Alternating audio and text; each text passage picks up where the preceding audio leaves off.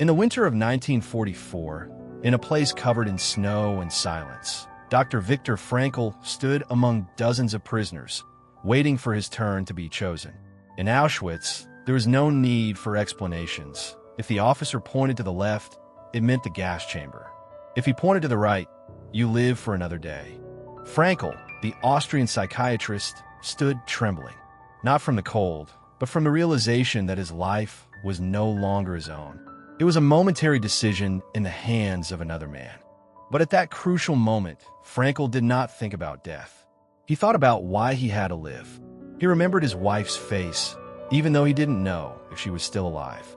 He thought about the book he had been writing before his arrest, which had been burned along with his belongings. He realized that the suffering he was enduring might have a meaning, but only if he survived to tell his story. Why didn't he die? Frankl noticed something strange in the camp. It wasn't the strongest who survived. The survivors were those who had a reason to go on, a thought that kept them alive in the darkness of their exhausted bodies. One night, an old man whispered to him, "Do not die. You know that life doesn't end here. You are just living through its harshest chapter." In the following days, Frankl observed this pattern among the prisoners. Those who lost hope in tomorrow died faster than the rest.